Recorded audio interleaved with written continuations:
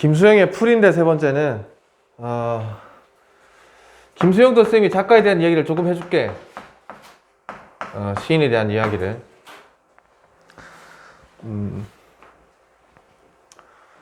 김수영이라고 하면 일단 떠올릴 수 있는 키워드가 뭐냐 하면 자유, 저항, 그 다음에 자아성찰. 이 정도를 좀 떠올려주면 접근하기가 좀 편해. 대체로 이런 시들이 많다는 거야. 이런 내용들이 담겨있는 시가.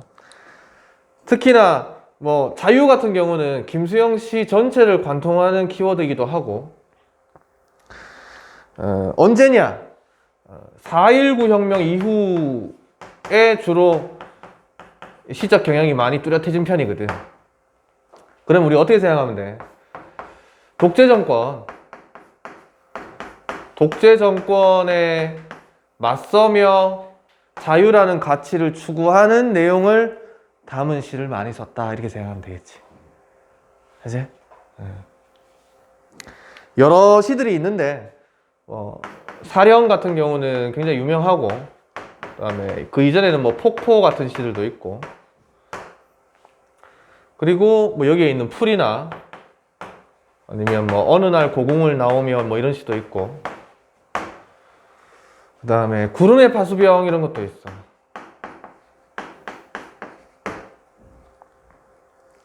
수능에도 나오고 모의고사에도 굉장히 자주 나오는 시인이거든. 좀 알아놓을 필요가 있다. 다 기억하기가 귀찮으면 뭐만? 자유라도 기억을 해놓으라고. 됐지? 보기에서 이쪽으로 좀 유도를 많이 할 거란 말이지. 됐지? 그 다음에 제목에 지금 풀이라고 되어 있잖아. 풀. 쌤이 현대시 처음 시작할 때, 현대시를 독해할 때 시어의 의미를 파악해내는 그 작동 원리를 설명해 줬잖아. 그치? 그때 쌤이 폭포를 예로 들었었거든. 기억나나? 폭포라는 건, 야, 폭포가 뭐야? 라고 했을 때, 높은 곳에서 낮은 곳으로 위에서 아래로 떨어지는 물줄기, 이랬단 말이지. 그치? 이게 이제 폭포가 가지고 있는 가장 대표적인 성질이지. 그치? 그래서 여기에서 어떤 시적 의미를 발생시킬 수 있다고? 위에서 아래로 떨어지니까 뭐 좌절 이런 시적 의미도 가능하고, 그치? 물줄기는 이렇게 떨어지지 않거든. 그치? 곧게 떨어진단 말이야. 곧게. 여기 위에서 물방울 딱 떨어뜨리면, 그치? 곧게 딱 떨어진단 말이지. 그치? 그래서 뭐 정직하다, 혹은 뭐 고든 의지다, 뭐 이렇게 해도 시적 의미를 발생시킬 수 있겠지. 그치? 김수영이 폭포에서 이용한 건 사실 요거거든. 시적 의미를 발생시킨 건 요거였단 말이지. 너희들이 폭포를 나중에 만나게 되면 이런 식으로 접근할 수 있고, 여기서는 제목이 지금 풀이잖아. 그치? 풀이라는 것을 우리가 어떻게 설명할 수 있는가 생각해 봐야 되겠지. 쌤이 얘기했잖아. 제목에 쓰여 있는 건 그 시의 내용 중 가장 중요한 소재이거나 그 시의 내용을 압축적으로 담고 있거나, 그치? 대표성을 띈다 그랬잖아. 그럼 풀이라는 것이 제목으로 사용됐으니까 이 풀이라는 것의 풀이라는 대상의 성질을 좀 알아볼 필요가 있단 말이야. 물론 읽으면서 이제 그건 하면 되는 건데, 일단 제목에 나와 있으니까 한번 해보자고. 풀이 뭔데? 라고 물어보면 뭐라고 대답할 거야? 어떤 성질을 가지고 있다? 일단 푸르다 이렇게 설명할 수 있겠지. 그치? 색깔을 설명하고, 그 다음에 작다, 크기, 모양을 설명할 수도 있겠지. 그치? 작고 푸른 거. 그치? 그 다음에 뭐 식물이니까 잘한다, 뭐 이런 성질도 있을 거고. 잔디를 밟지 마시오라고 적어놓으면 밟나 안 밟나? 안 밟아? 잘 밟잖아. 어린애들은 꼭 밟지 마라 그러면 들어가서 막 뛰어다닌다. 안내방송 막 나오잖아. 그지? 얘네들은 잘 밟혀. 그지? 이 작은 존재이기 때문에 또 약한 존재란 말이야. 맞지? 그지? 밟으면 밟히는 대로 그냥 가만히 있잖아. 지렁이도 꿈틀하는데 얘는 꿈틀하지도 않아. 그치? 뭐 이런 등등의 성질이 있는데 이 중에서 어떠한 성질로 시적 의미를 발생시켰을 거라고. 쌤이 팁으로 한 가지 더 얘기를 해주자면 얘랑 비슷한 것 중에 이런 것도 있어. 그치? 잡초라는 것의 뜻은 뭐야? 잡스러운 풀이라는 거야. 잡스러운 풀. 근데 학교 가면 교과서에서 이 잡초에 대한 이 수필을 하나 읽게 되거든. 교과서에서 풀독 올라가지고 막 고생하는 그런 이야기가 있어. 성난풀잎이라고. 잡초가 가지고 있는 성질은 뭐라고 얘기할 수 있을까? 비슷하지. 그렇지? 비슷해. 근데 요거랑 좀 다르지? 여기는 지금 이런 의미가 있는 것 같나? 아닌 것 같지? 그렇지? 얘는 강한 존재인 것 같지? 작긴 하지만 뭐가 강한 거야? 생명력이 강한 거지. 그렇지? 차례 지낸다고 설날 전에 뭐 추석 전에 그 조상님들 무덤 가서 벌초하잖아. 그치? 벌초하고 난 다음에 며칠 지나서 비 한 번 와버리면 어떻게 되는지 아나? 다시 원상복구가 된다. 풀들이 비 한 번 맞고 나면 며칠만 지나도 다 자라버려. 그러니까 배워도 뿌리째 뽑지 않는 이상 얘네들은 계속 자라. 또 배워야 되는 거야. 비 오면 또 배워야 돼. 끈질긴 생명력을 가지고 있는 애들을 우리가 잡초라고 할 수 있는 거지. 잡초 같은 근성 이런 말 쓰거든. 그렇지? 그러니까 이런 것들이 요즘 풀이라는 성질 안에 들어가 있다는 거야. 풀이라는 대상은 이런 성질들을 가질 수 있다는 거지. 됐지? 그 다음에 여기 다시 가보자고. 제목이 풀이고. 풀이 눕는다. 자, 이제 연상하라. 장면화를 하란 말이야.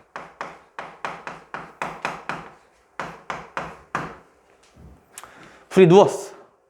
그렇지? 비를 몰아오는 동풍에 나부껴 풀은 묻고 드디어 울었다. 비를 몰아오는 동풍, 뭐 간단하게 말하면 비바람. 비바람에 나부껴. 나부낀다는 말은 무슨 뜻이야? 어떤 느낌? 사정없이 흔들린다는 거야. 그치? 사정없이 흔들린다는 거야. 지금 비바람이 좀 불고 있거든, 밖에. 지금 이게 비바람이야.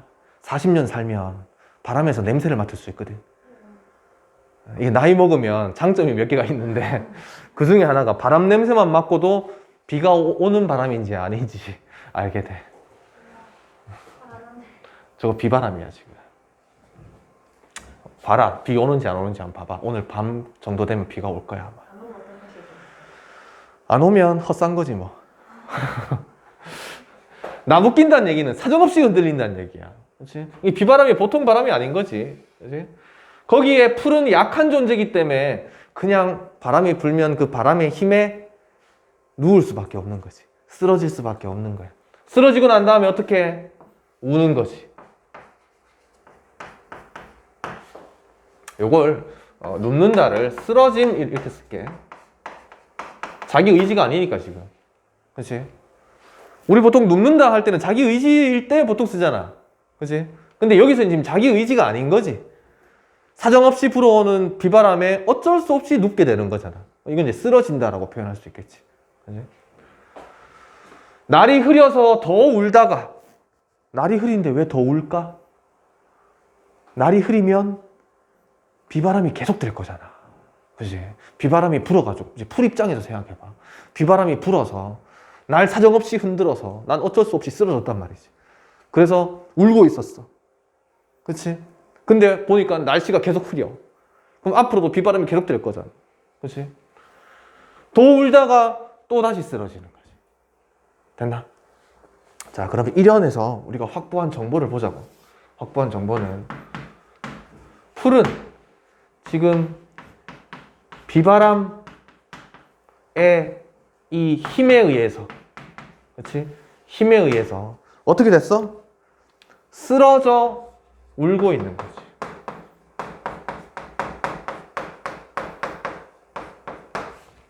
된다.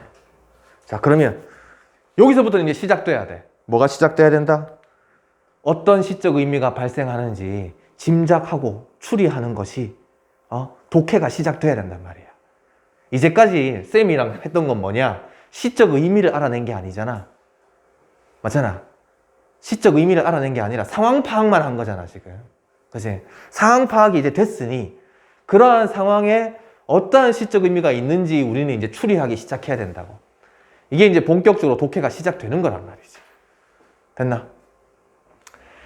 풀이라는 것이 가지고 있는 시적 의미가 무엇일까 이제 생각할 때가 됐단 말이야. 비바람은 어떤 의미를 지닐까 생각해 볼 때가 됐다는 거지. 이해돼? 그러면 이걸 이제 생각해 볼 때가 됐다는 뜻인 거지. 이걸 생각해 볼 때가 됐다. 풀은 어떤 존재다? 작고 약한 존재다. 됐나? 풀은 어떤 존재다? 작고 약한 존재다. 나약한 존재다. 나약한 존재다. 비바람은 그럼 어떤 존재다? 풀을 쓰러뜨려서 울게 만드는, 풀을 억압하는 존재다.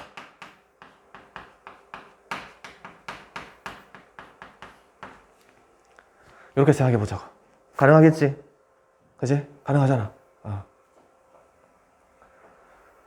풀은 지금 바람에 저항하지 못하잖아. 그치? 맞서 이겨내지 못하잖아. 쓰러져서 계속 울고 있단 말이야. 그치? 약한 거야. 그 다음 2형 가보자고. 풀이 눕는다. 바람보다도 더 빨리 눕는다. 엥? 풀이 눕는다는 이해가 되는데. 그치? 비바람이 불면 풀이 눕는 건 이해가 되는데. 바람보다 더 빨리 눕는데. 이건 뭐지? 바람이 불어서 그 힘에 의해서 쓰러져 누워가지고 우는 건 이해가 되는데, 상황이. 바람보다 더 빨리 누워버린대. 바람 불기 전에 누워버리는 거야. 왜 이런 걸까? 어제 쌤이 그 월목반 애들 특강 수업을 했거든. 두 명이 좀 일찍 왔어. 4시부터 시작인데 한 4시 5분 전에 왔더라고. 일찍 와가지고 앉아가지고 책 펴고 준비할 줄 알았더니 저 앞에 로비에 가서 둘이 막 축구 게임 막 보면서 얘기 막 하고 있더라고. 그래서 4시 되면 들어오겠지 이러고 있었는데 4시 3분이 됐는데 안 들어와. 그래서 내가 쓱 갔지. 가서 이렇게 노려보고 있었지. 했더니 날 이렇게 발견하더니 움찔하더라고. 그래서 시계 딱 보더니만 야 가자 이러면서 들어오더라고. 근데 복도에서 이제 2명 중에 먼저 오는 애를 내가 주먹으로 가슴을 한 대 빡 때렸거든. 물론 장난으로. 그랬더니 애가 이러면서 들어오더라고. 그 뒤에 따라 들어오는 애한테 내가 가까이 가서 주먹도 안 들었거든. 두 번째 애한테는 주먹도 안 들었는데 갑자기 내 앞에 와가지고 이러더라고. 걔가 이건 거야. 이해되나? 이해되지? 이게 역사를 배우는 이유지. 그지? 두드려 맞을 걸 아는 거지. 그래서 이미 이제 방어 체계가 발동된 거지. 그치? 그러니까 풀 입장에서는 이미 이 비바람의 힘에 쓰러져서 울어본 경험이 있잖아. 그치? 그러다 보니 날씨가 흐려서 더 울고 누워 있었는데 이제 또 비바람이 불어올 거라 생각하니 어떻게 하는 거야? 먼저 누워버리는 거지. 그치? 쉽게 말하면 뭐고? 쫄본 거지, 쫄보. 쫄았어. 이 바람이라는 이 존재 앞에 지금 쫄아버린 거야. 됐나? 이제 이해가 되지? 그치? 바람보다도 더 빨리 울고, 이번에 때리지도 않았는데 막 울고 있어. 그치? 쓰러지지도 않았는데. 누워가지고 막 우는 척 막 하는 거야. 사실 우는 척은 아니고, 이제 실제로 우는 거야. 바람보다도 먼저 일어난다. 이제까지는 쓰러져서 울고 이런 얘기밖에 없었는데, 갑자기 뭐가 나와? 일어난다가 나오는 거지. 뭔가 이렇게 느낌이 바뀐다라는 걸 너희들이 감지를 할 수 있어야 돼, 여기에서. 이제까지 계속 쓰러져서 울다가, 때리지도 않았는데 막 누워서 울다가, 그러다가 일어선 거야, 이제.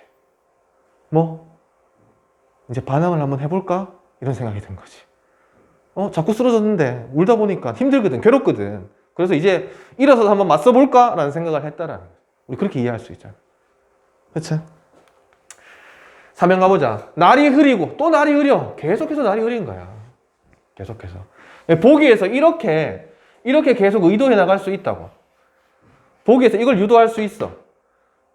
실전에서 우리 문제 풀 때는 보기가 있으면 보기부터 먼저 읽을 거잖아. 그지? 그러면 읽을 때 이걸 싹 입혀가지고 읽으면, 그지? 이해가 금방금방 될 거란 말이지. 독해하기가 쉬워질 거란 말이야. 추세가 그래. 추세가. 너희들이 김수영의 풀이라는 작품을 공부해서 알고 있느냐 없느냐로 문제를 맞히고 틀리고를 변별하지 않겠다는 거야. 추세가 지금 그래. 문법 문제도 지금 그런 추세로 많이 바뀌었잖아. 지문형 문법 문제가 나온다는 얘기는 뭐냐 하면 너희들이 문법 지식을 알고 있느냐 모르고 있느냐로 변별을 하지 않겠다는 거야. 지문을 읽고 그걸 제대로 이해해서 문제를 푸는데 활용할 수 있는 힘이 있느냐 없느냐로 변별을 하겠다는 거거든. 근데 문법도 점점 외우는 공부가 아니라는 거지. 그치? 근데 외워놓으면 엄청 편한 건 너희들 이미 알고 있을 거고. 날이 계속 흐리대. 그럼 이제 우리 이것도 한번 생각해 보자고. 흐린 날씨는 어떤 시적 의미일까 한번 생각해 보잔 말이야. 풀이 처해 있는 이 흐린 날씨는 뭐라고 얘기할 수 있을까? 우리한테 익숙한 이런 말이 있잖아. 암울한 현실. 풀 입장에서 맞나 얘가? 맞잖아. 비바람이 계속 불어올 걸 보여주는 흐린 날씨잖아. 그치? 암울한 현실 이렇게 얘기할 수 있다. 암울한 현실을 보면 풀은 또 누울 수밖에 없는 거지. 쓰러질 수밖에 없는 거야. 왜? 또 비바람이 불어올 걸 알거든. 그치? 근데 지금 일어서 있는 거잖아. 그치? 근데 누워버렸어. 한번 반항해볼까 하다가 또 보니까 날씨가 또 흐리거든. 에이, 이러면 또 쓰러지는 거야. 그치? 여기서 쌤이 한 가지 더 얘기해 줄게. 고려시대, 조선시대 옛날에는 백성들 뭐라고도 불렀냐 하면 민초라고도 불렀었어. 가끔 요즘도 신문기사 보면 민초라는 말을 쓸 때가 있어. 간혹. 이게 무슨 말이냐 하면 백성민자거든. 옆에 있는 거는 풀초자야. 백성들이 풀이라는 뜻인 거지. 백성들을 풀이라고 불렀다고. 이해돼? 작고 나약한 존재, 쫄보들. 힘이 없어. 그치? 이 거대한 권력 앞에, 무시무시한 독재자 앞에서는 힘이 없는 존재라. 소리 소문 없이 갑자기 어느 날 잡혀가서 돌아오질 않아. 옛날엔 그런 일이 진짜 많았거든.